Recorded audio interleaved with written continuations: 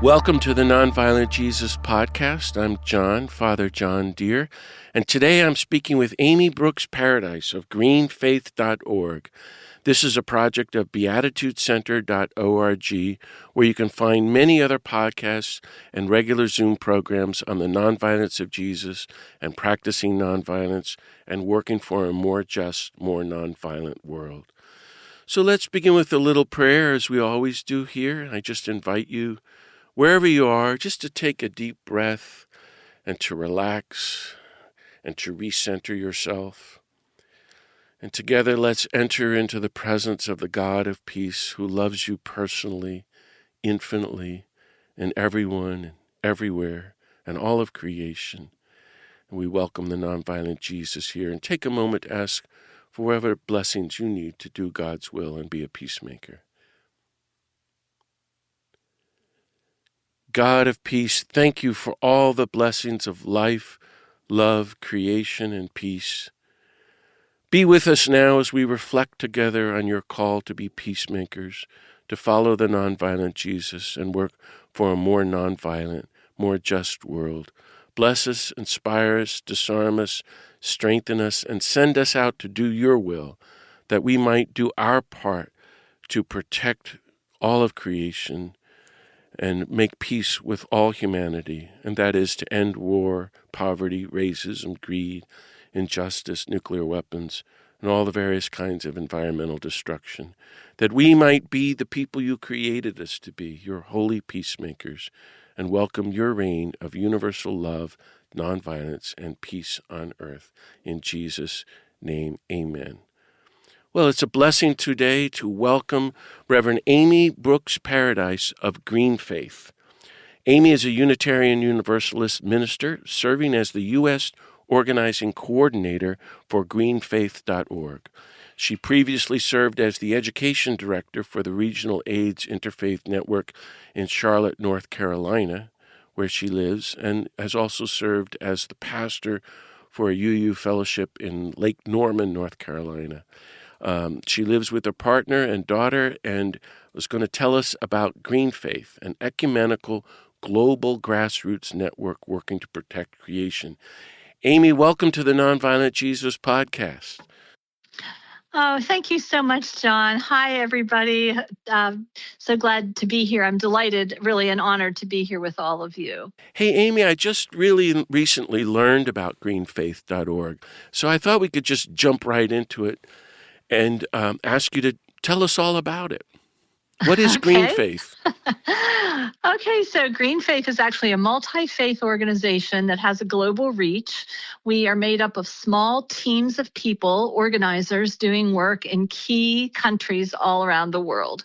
So we have a team here in the United States, but we have teams in a variety of African countries, also in Brazil, Japan, Indonesia, Germany, and France, and I think we may be starting one in South Korea now too. So we're scattered around the world, but we do have a small but mighty team here in the United States with whom I work. And at the heart of our work, it's really to engage people of faith to take public action for climate justice. So this is more than praying or recycling or planting a garden, although those are all really important. We really want to work in the public square. And we also want, because we are a justice-focused organization, we want to center the stories and the people who are most impacted by our changing climate. And we do that with them by relying on the teachings of our faith traditions to basically challenge our society to do better. Sometimes I just shake my head and think, why is it okay to continue burning fossil fuels when they're damaging to life? People are getting sick. People are dying. Why should more of these destructive industries be centered in poor and under-resourced communities? It's really only by the grace of God that we have what we do have. And why should people who already have so little be sort of demonized for having so little, and people who have so much are thought to be amazing? I'm pretty sure it says something about in the Bible about money, doesn't it? Yes. Anyway, by focusing on the moral teachings of our many faith traditions and one of the things I've learned through this work is that so many of these teachings are very similar when it comes to how we're supposed to treat each other and how we're supposed to treat the earth. And so we want to encourage people to live their faith and to embrace their own God-given agency to get involved, and even invite people who may not have thought about it before to consider how they might make different choices, how they might get involved. And I would say that that even includes the businesses and financial leaders and politicians, all of whom make decisions that affect thousands of people's lives every day. So we really get we get invited into communities, and we start working with folks to figure out what is the work that needs to be done in your community. What are the stories that are being told? What are the needs? And where can we begin to build some energy and some power to put pressure to change what's happening? Well, it's very exciting, and that's why I wanted to invite you to speak here on this podcast. When I looked at your website, greenfaith.org, you have pictures of, as you say, ecumenical and really interfaith groups from all over the world, but locally engaged, really trying to do something different and working for climate justice. And that gives me hope. So tell me about some of the projects around the world that some green faith groups are involved in. So we have groups working on a variety of different things. In Japan and Indonesia, there's a lot of work being done trying to get the federal governments to stop producing coal. There's a lot of coal that's being used in those countries. It's often funded by banks, both in Japan and here in the United States, these fossil fuel endeavors. And so they're working both at the government level and at the local level, trying to encourage a transition away from such a dirty fossil fuel energy. In Indonesia, there's work being done to stop deforestation. I think we all have heard about and seen pictures, on Facebook. You just go through and you can start seeing pictures of orangutans and things like that, the animals that are being displaced by cutting down all of the forests for a variety of things like big agribusiness, or to lay a pipeline, or to dig coal. So they're working a lot on those things.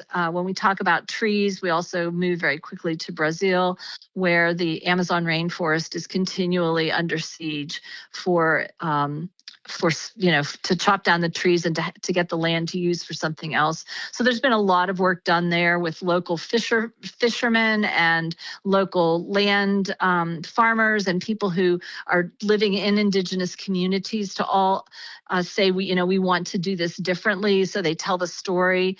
Julia, one of our organizers there, produces some really beautiful videos. If you get on our Facebook or YouTube channel, you can probably find some of them. Some of them are in Portuguese, but I think they have subtitles where they tell the stories of what's happening. And they've again gone to the federal government and talked about, to the Minister of Agriculture about, this needs to not happen, and here's why. It might be a short-term gain to make some money, but the long-term impact on people's lives and the viability and the sustainability of our environments and our lives are at stake. Tell us about your work here in the U.S. I know that you said you're small but mighty.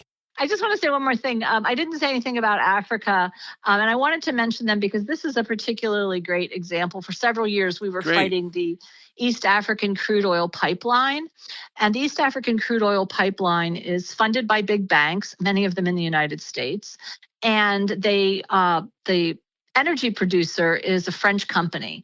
So the French team went to Total Energy, that's the name of the company, and protested. In East Africa, they were also protesting. And then here, right in Charlotte, North Carolina, we were protesting at the Bank of America because they fund Total Energy. So you can start to see how the connectivity happens between these things.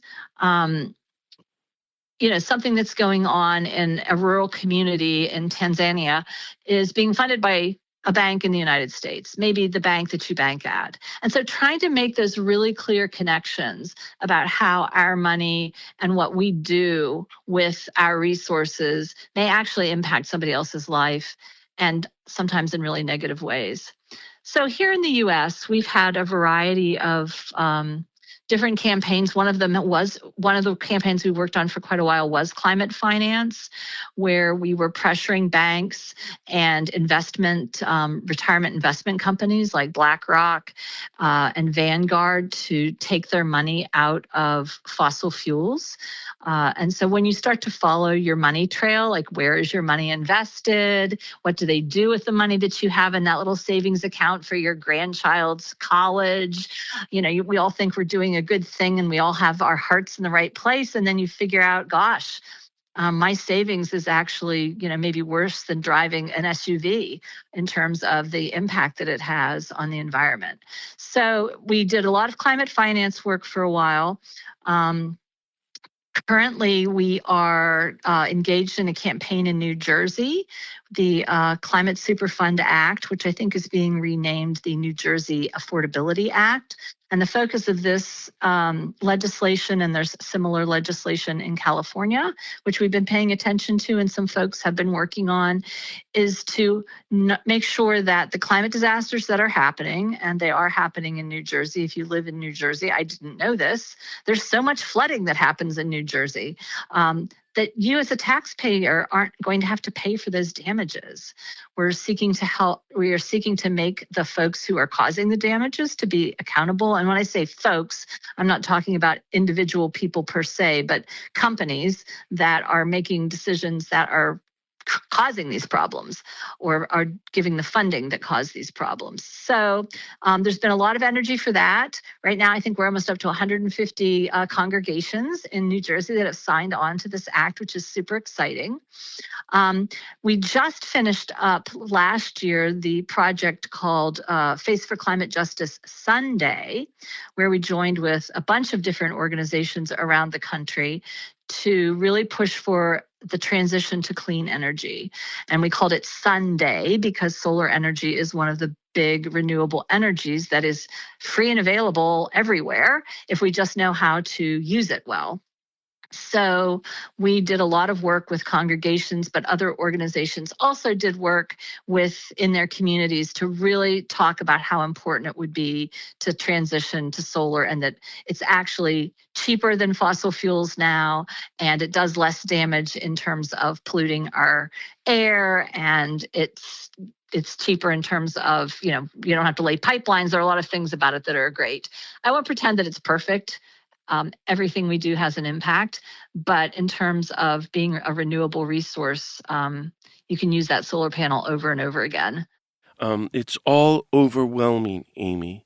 And so I'd like to ask you, just from your perspective and working on this full time and being in touch with folks around the U.S. and the world, to give us your perspective on catastrophic climate change and what is happening right now in 2026 and in the next few years, both in the U.S. and globally. Just review a few of the basics for everybody. Okay, so I actually thought about this a lot, and I have to say that, you started out talking about it being overwhelming, and it is. So I'm going to start with the overwhelm and hopefully move to the hopeful. So we'll get there. Does that make sense? Sure. Okay. So first of all, the question is what's happening. I think we can all see what's happening. We all can see that natural disasters are bigger, they're more catastrophic, they're happening more often. And we also know that no place is immune. I live in Charlotte, which is only about an hour east of Western North Carolina.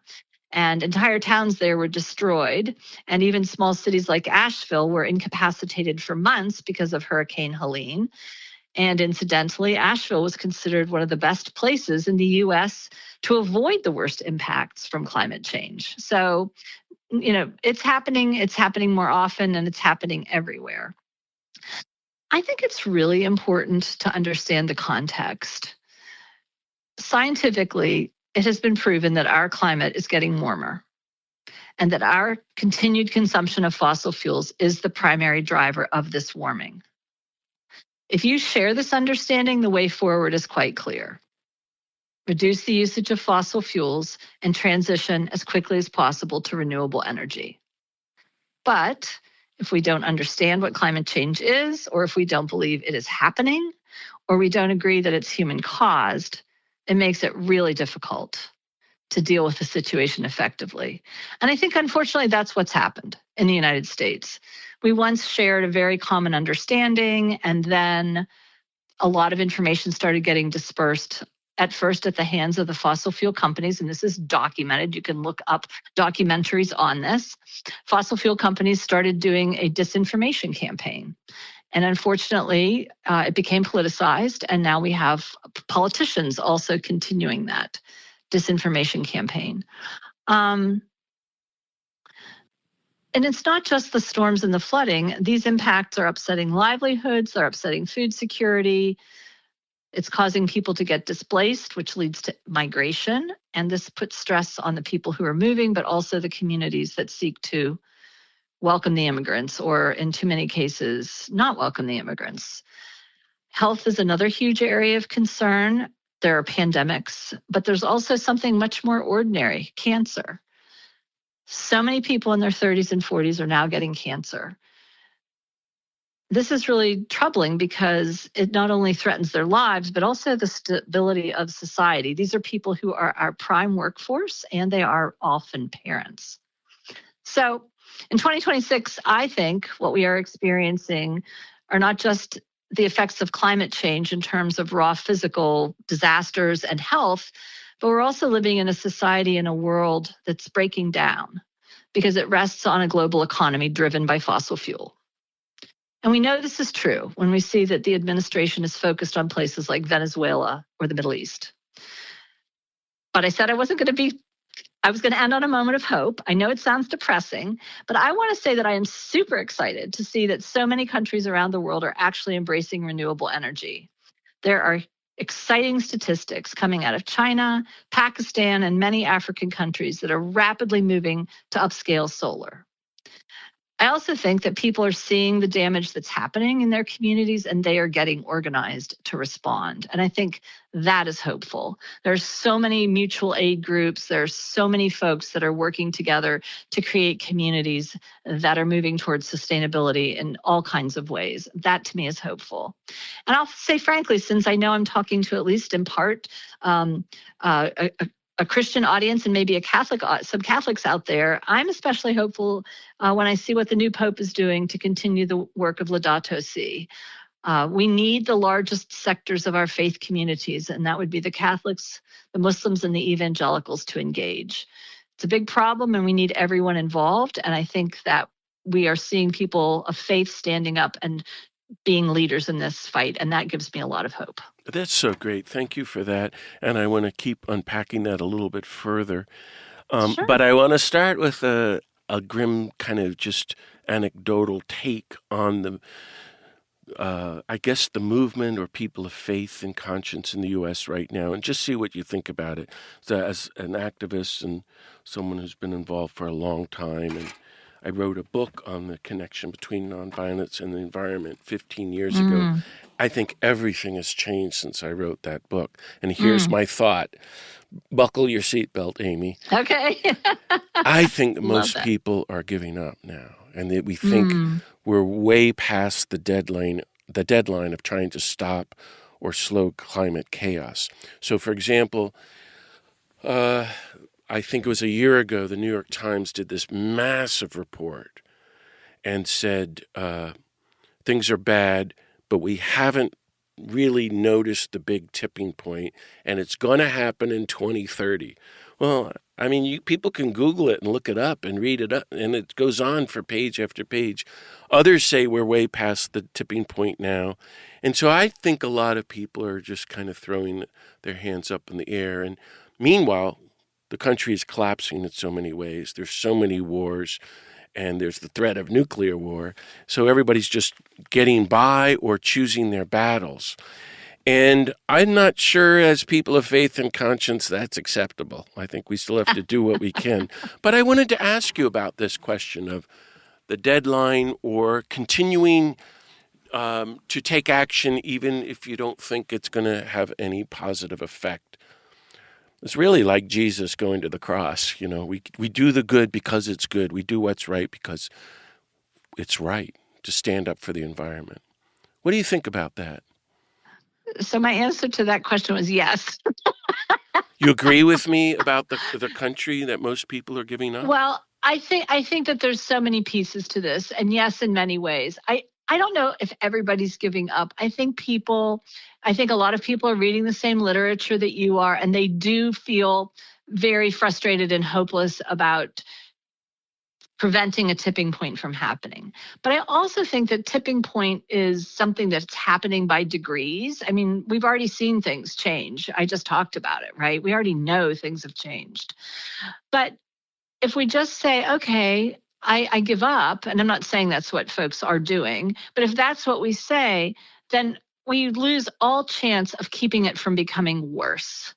And when I think about it in terms of human suffering, when I think about it in terms of destruction of all of the beautiful creatures that this planet is gifted with, when I think about my daughter and everybody else's children, I don't think I have I don't know if I want to say this. I don't know if I have the right to sit still and just give up. Maybe that is the right word. I certainly don't think, as a person of faith, that that is the response I want to demonstrate. Um, I feel like my life has been a gift. I want my legacy to be forwarding that gift in the best way that I can now. And that means I get up every day and do what I can. That's great. I'm so glad I asked you that. You know, I I've had Bill McKibben, my friend, on this podcast, and he's been at this forever. And Yes. like 15 years ago, you may remember there was a time when, for a couple years, there was a little window that everybody was talking about changing the light bulbs. Boy, has Hmm. that gone? Nobody's talking Yeah. about that anymore. And Bill's message, he's just hammering away, is everything comes down now to political will. We all have to stand up and organize. We can make a massive difference if we all organize. And that's what I like what you're doing. You're trying to organize people of faith to take public action. So thank you for that. What are some things that our listeners can do? How can people of faith and conscience take action in just ordinary ways? Sure. What might you suggest? Can I just circle back on one thing I wanted to Sure. say about the previous question? Yeah.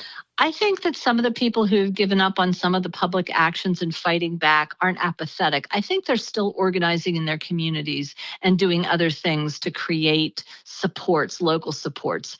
A lot of the pastors that I've talked to may not be doing what I'm doing, but they are still organizing in their communities around responsiveness to the needs that are at hand. So I just want to say that Good. while there may be some people who have just given up and said, I'm not going to do anything, I think so many faithful people are still very engaged in different aspects of this struggle. So I just wanted to name that. Good. And I hope Um, it's true. And all of us, well, as you said, we don't have the right to give up. We don't have the luxury of giving up, but as a requirement of faith, we can't give up. What are we going to say? mhm. Hey, sorry, Creator, we destroyed your creation, and there's nothing we can do.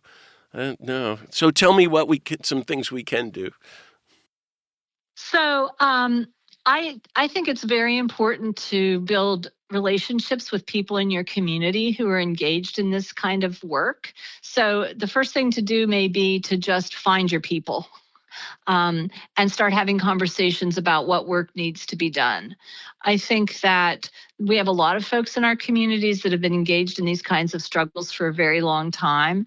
Um, and there's a lot of overlap in this work. One of the things that I thought about when I was thinking about my journey into this work is the AIDS work that I used to do. The first thing I learned about was how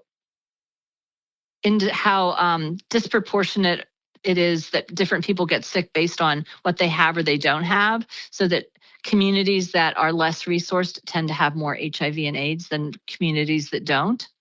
Um, and so that actually has an environmental component to it. So there are people who've been fighting what I think are related fights for a very long time. So finding your people in your community who are working on, it could be something even like housing or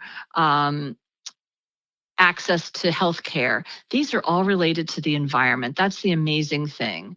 I don't know if you've ever heard of Dr. Mindy Fullylove, but she's done some really amazing work that shows how much our environment and how we live and where we live relates to our health and well-being. And that's just always stuck with me. So find your people in your community who are doing good work and get involved, learn the stories, and figure out if if your interest is environmental, what's the environmental aspect of that story? Of course, there are many fights happening everywhere. I think all of us can find, a local pipeline, or one of my organizers in New Jersey is talking about safe rail transit for toxic chemicals, or whether or not we're going to have wind farms off the coast of North Carolina, or whether or not Duke Energy, I'm here in North Carolina, so Duke Energy is, how are they going to support transitioning to solar, or are they going to stand in the way of transitioning to solar? So find the issue that's important, find your people, find the issue, and then if you need to, get some training, figure out how to organize. If you don't know how to be an organizer, learn. It's not hard. There are literally dozens of organizations that have trainings on simple, basic organizing, and then start having some fun with it. Figure out what your action's going to be and start showing up in public and doing the work. It's a great release. You can make some really great friends, and it gives your life purpose. And hopefully, if enough of us do it, we will change what happens in our communities and even in this country. Thank you so much for that. Tell me about some of your journey. How did you get to the place where you're working full-time on climate justice and speaking out and organizing? Well, it's been a really long journey, so I'll try to be brief. The first part of it had to do with growing up in rural Pennsylvania, where so many people made their living off the land as farmers. I lived for 4 years with my family on an organic family farm, which was super fun and super hard work. Western Pennsylvania is also really known for fossil fuels, and Bessemer Steel was probably the main business in my little town of Greenville, Pennsylvania. And I didn't make all of those connections until later, but I certainly grew up with this profound sense of the sacred in nature. That's just always been with me. I alluded a little bit to my work in HIV and AIDS, where I started learning about justice and the disproportionate impacts of injustice, and how that relates to the environment became increasingly clear as I learned about the work of Mindy Fullylove and how displacement of African American communities caused so many problems for those communities: depression, decreased health, increased use of drugs, obesity. There's so many things that you can relate to the destruction of a community and the social network that sustains people. And so I just began thinking about how could my ministry focus on the environment and on nature, which I love so very much. And I found Greenfaith, and I took the fellowship program that they had back in 2010. And it took me a while, but I looped back in 2018 and started working on this full time. I think the catalyst was twofold. One was I'd spent some time in India, and it was 2017, and I was very depressed. Certainly India has a lot of infrastructure problems and a lot of pollution. So by day, I was learning about all of that. And at night, I was watching California burn. It was that fall when all those fires happened. And at the time, my daughter was 9 years old, and I became quite depressed. And I really didn't know what I was going to do, but I knew I had to do something. And I got a phone call from Reverend Fletcher Harper, who is the executive director of Greenfaith, and he started telling me that he wanted to do some work in North Carolina, and I said yes. And here I am. Oh, that's great. So you said yes. Yes, I said yes. I was asked, and I said yes. I mean, I'm doing it in my heart of hearts, for my daughter. I can't imagine leaving her a place that is not going to sustain her. And so I'm going to do everything I can to make that true. And then I extend that to all beings, and certainly to all children. Let me ask you then to reflect with me as a person of faith. living in this time of catastrophic climate change, something that I could never have imagined as a kid that would happen in my lifetime. What does faith in a creator God who's all good, universally loving, just, merciful? In fact, I think the scandal of Jesus about the scandal of God is that God is totally nonviolent. God loves us infinitely, and therefore has to give us the free will to reject love, and because God is nonviolent. And so we're destroying creation. What does it mean as people of faith in such a good, loving God, creator? Mean when we are actively working or allowing or just living in a country that is actively destroying God's creation? I think it's a very serious question about the depths of faith in this time. And that's why I wanted to speak with you, because we can't sit back if we truly believe in a loving creator God, not to mention the nonviolent Jesus who gave his life for humanity and creation. We have to do the same, don't you think? So when you shared that question with me, the words that came to me were, "Forgive them, Father, for they know not what they do." Mm-hmm. That's what came to my mind. And in my heart of hearts, my Unitarian Universalist teachings is that we are basically good also, and we don't always act that way. That doesn't mean that we're evil. It means that we are not doing the best that maybe we could, and that God loves us anyway. And so I am called to continue to try. And I'm not saying that there aren't some people that maybe are malicious or doing things that they shouldn't be and they know it. But I guess in my heart of hearts, I do believe that humanity is good, that life is good, that people are good, and that I'm going to get up every day and seek to reflect that goodness and to believe in that goodness.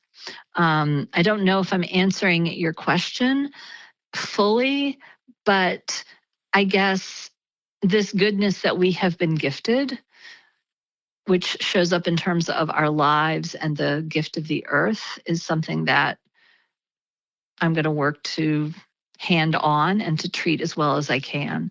That's You know, beautiful. you stress this as the nonviolent Jesus podcast, and for me, what resonates is the ideas that also show up in other traditions, like do no harm in the Buddhist tradition. And I also think about the beautiful indigenous traditions of gift economy and reciprocity. We give and we receive all the time from the earth and from each other. And when we do that, we are rich. We are rich in love. We are rich in physical items. We are rich in relationships. And when we only think about ourselves and we only take care of ourselves, then we're isolated, alone, afraid, and we do dumb things. We That's do very things that helpful. Yeah. we only think about ourselves. And so I think somehow opening up, and that's in the gospel, that idea of opening up, it's called caring for your neighbor, welcoming the stranger, visiting the sick, feeding the hungry.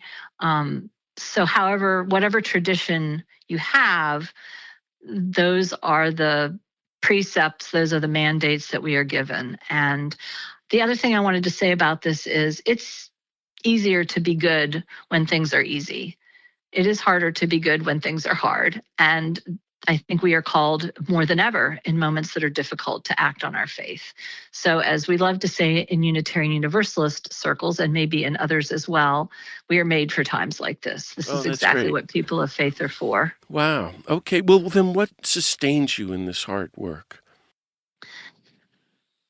Oh my gosh, so many things. And it takes all of them, because I won't pretend ever that I have days where I don't feel overwhelmed or sad. And maybe honoring that is also part of how we sustain ourselves. Mm-hmm. Being able to say, I need a break, is truly okay. being able to cry and be angry about things not going well is okay. So taking the space we need to process the difficult emotions, I think actually helps us get them outside of us, like express them and be able to feel better from that. But some of the things too are, I've already mentioned my daughter, my husband. If he didn't do the work that he does, I couldn't do my ministry. So I'm grateful every day to my husband. I have a reading and spiritual reflection group that I meet with twice a week. That's really helpful to me to have those people that I just spend time with. And the readings that we choose are often, related to spiritual development and sometimes environment. My congregation and my denomination are both super supportive of justice in general and environmental justice as well. So my home congregation has a Greenfaith circle, and they do this work with me, and other UU congregations around the country are incredibly involved in environmental justice work. So that's really helpful. I meet beautiful people from all faiths every day that are doing this work. So I'm inspired by their traditions, the teachings of their traditions, and also the work they're doing.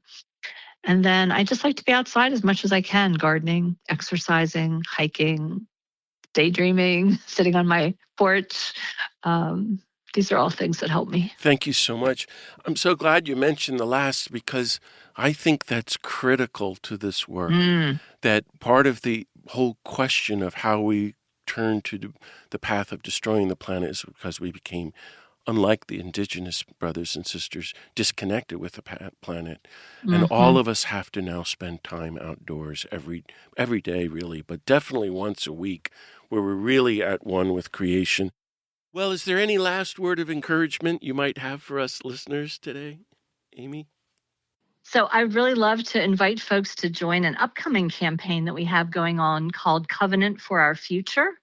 This is an opportunity to come together this year to create a circle, to do work together, to promote a covenant for our future. And we've chosen that language specifically because we feel like we are pushing back against what's been happening in this country, not just around climate, but also around so many other issues. So there's going to be a platform for this covenant. We're going to invite people to sign on, and I encourage you to go to our website at www.greenfaith.org/USA and sign up. So as soon as that launches, we'll be able to send you the information and you can get started. Find your people, find your community, people who are willing to do work with you. Sometimes we don't feel like we know enough, or we don't have, sometimes even physical abilities to do all the things that need to be done. So ask for help, ask for ideas. You maybe can do more than you realize. And remember to rest. We all deserve time to renew, so don't feel guilty about it. Well, thank you so much, Amy Brooks Paradise, for speaking with me today. And thank you, friends, for listening to this episode of the Nonviolent Jesus podcast. And you can hear many more podcasts and find other upcoming Zoom programs at beatitudecenter.org. You can offer a donation there to support this free work, or give us some feedback, or sign up to get our free e-blast newsletter, which tells about upcoming podcasts and guests and upcoming Zoom programs. But mainly, I ask everyone to help spread the word about the Nonviolent Jesus podcast by telling your friends and congregations and fellow churchgoers. May the God of peace bless you all. Keep on following the Nonviolent Jesus, and see you next time.